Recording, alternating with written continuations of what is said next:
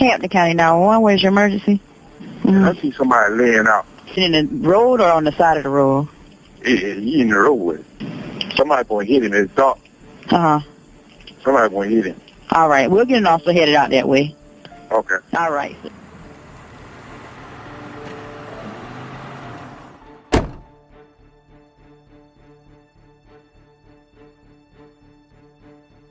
Confusion, chaos, and disagreement met officers at the scene on the morning of July 8th, 2015. Hampton County Sheriff's Office deputies first to arrive almost immediately after dispatch. According to the case file, the Hampton police officers then notified the South Carolina Highway Patrol in reference to this being a possible hit and run. After further investigation, though, it was believed that the victim had been shot in the head. Officers searched the area for cartridge cases, which yielded negative results. At around 6 a.m., SLED crime scene was requested to join investigators at the scene in reference to a potential homicide. By 8 a.m., there were 3 agencies on scene: SLED, the Highway Patrol, and the Hampton County officers. Upon entering the scene, injuries were noted on the left arm, left hand, and head. A hole in the skull was located above the victim's right eye. It was still unclear if this hole was caused by a projectile. The victim's right arm was covered in blood and agents were unable to see injuries. The victim's hands were bagged and a key was recovered from his front left pocket by the coroner. The scene puzzled investigators. It was unclear the nature of the incident they were dealing with. If it was a hit and run, then the Highway Patrol would be investigating. If it's a homicide, though, it goes to SLED. Still scratching their heads, officers believed that the autopsy results would surely shed more light on the nature of this incident. But it was this controversial ruling that led to 6 years of silence and an investigation that seemed to fall through the cracks. The following is my analysis of Stephen's injuries based on the information provided in the first autopsy, and which led me to develop my theory for how these injuries were incurred. I am not a medical professional. As always, please do your own research and come to your own conclusions. I will link the full autopsy in the description if you wish to view the document in its entirety.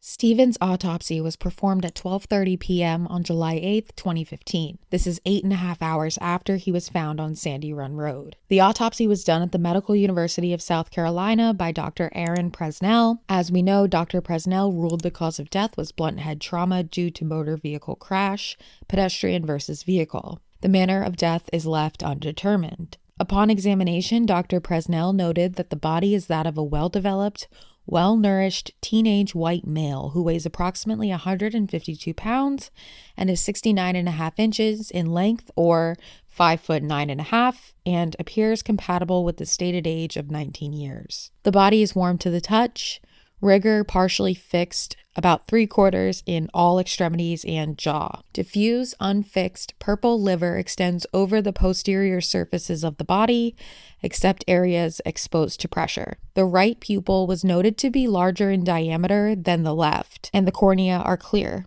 The nose and ears are not unusual, and the lips and gums are intact. The teeth are in good condition. The examiner noted that the deceased has mustache and beard stubble. The neck is without masses, and the larynx is in the midline. There were no abdominal abnormalities, and the genital area, as well as the anus and back, were noted as unremarkable. And the examiner noted that there is no evidence of emergency resuscitation and/or evidence of medical therapy was absent. I want to refresh your memory a bit on blunt force trauma and how these injuries manifest. When a blunt object such as a hammer, a brick, a bat, a fist, or a pipe strikes the head, the bruising of the brain and the damage to the internal tissue and blood vessels is due to a mechanism called coup contre coup. So a bruise directly related to trauma at the site of the impact is called a coup lesion. But as the brain jolts backwards, it can hit the skull on the opposite side, and this is known as a contre coup lesion. So as the brain kind of hits the sides of the skull, it can cause tearing in the internal lining, tissues, and blood vessels and cause internal bleeding, known as hemorrhaging, bruising, or swelling of the brain.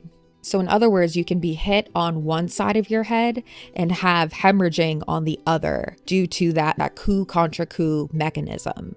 So when we look at Stephen's hemorrhaging described in the autopsy, it states reflection of the scalp reveals bilateral, frontal, parietal, and occipital and right temporalis scalp and subgaleal hemorrhages. Patchy subarachnoid hemorrhage is over the right cerebral hemisphere and basilar cerebrum. Cerebral contusions are on the inferior aspect of the right temporal lobe. The brainstem shows stretching at the midbrain pons junction with associated parenchymal hemorrhaging, which is just basically bleeding within the brain tissue itself. And this brainstem injury, to my understanding, is not survivable. So that's the brain trauma. Now I want to talk about the skull fractures that accompanied those injuries. So the autopsy states fracture extends along the lateral right frontal or orbital bone, right temporal to the posterior aspect of the occipital bone. That's all the way at the back of your head. So this large skull fracture starts at the right side of his head, up at the frontal bone, and goes all the way to the back of the right side of his head. So this is all to the right side, which accompanies that brain damage, which was also centered on the right side of his brain. There are also basilar skull fractures involving all cranial fossa and include the cribriform and orbital plates, sphenoid, sella turcica, petrous ridges, and occipital bones. So a basilar skull fracture is the most serious type of skull fracture, involving a break in the bone at the base of the skull.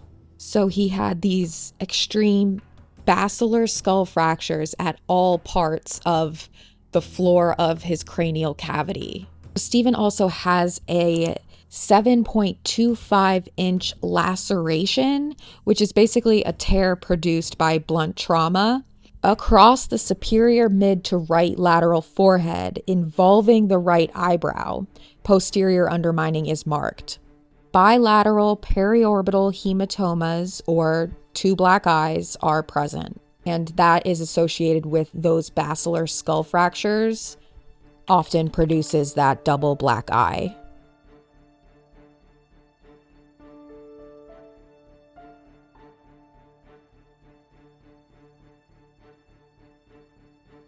Those are the head injuries. Again, I'm just a researcher. I'm not an expert, so I hope I did okay understanding and explaining all of that. But besides the damage to the head, there were a couple more injuries to make note of here. The right shoulder was dislocated. There was a 6-inch irregular contusion or bruise on the anterior right arm. A 12 by 3 inch aggregate of irregular angulated abrasions over the dorsal right arm with contusion noted proximally.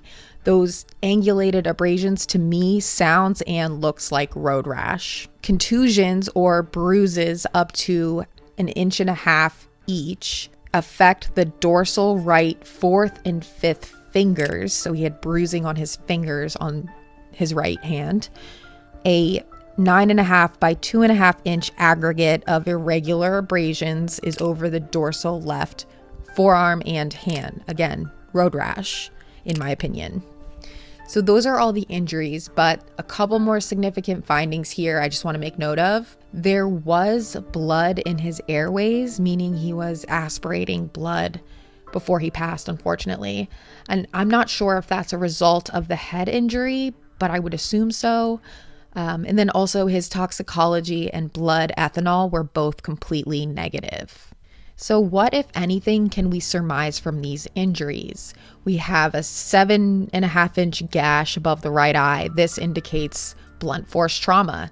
Stephen was struck with something, a blunt object, or that could also be a flat surface. We have a fatal brainstem injury with severe hemorrhaging in multiple parts of the brain, but really concentrated on the right temporal lobe, with associated skull fractures on the right side of the head and at the base of the skull. And that's really it besides the dislocated shoulder, bruises, and abrasions. One question to ask yourself here. Do you think that this is a beating with multiple blows, or if these injuries can be explained by one initial strike? In my opinion, I think a single blow to the right side of the head with a long, blunt object would explain these injuries. A strike to the right side would immediately incapacitate Stephen as a result of that brainstem injury, causing him to then fall to the ground, and he could possibly sustain an additional head injury at that point. The remaining injuries, in my opinion, such as the dislocated shoulder, the bruises and abrasions on the hands and arms, I believe can be explained by moving and staging the body. For example, the dislocated shoulder could be explained by someone dragging the victim or loading him into a vehicle. The bruising on the fingers could also be from moving the body, from dragging the victim. And then the road rash as the victim's body is dumped into the road. I also think that the person who struck Stephen is likely left-handed based on the concentrated damage on the right side of his head.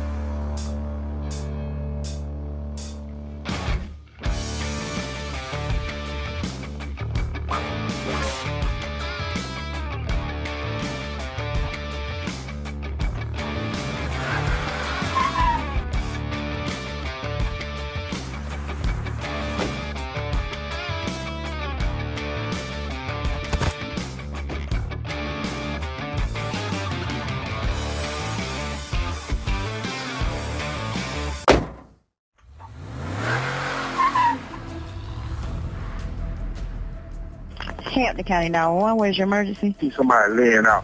In the road or on the side of the road? He in the roadway. All right, we'll get an officer headed out that way. So many rumors swirling around that Buster and Steven were intimate together. Buster Murdoch. Everybody keeps coming up to me and saying it was Murdoch, boy. Being gay in the Murdoch family would have been looked down upon. I've known the Murdoch family, like I said, pretty much my whole life. Hampton's not a very big town.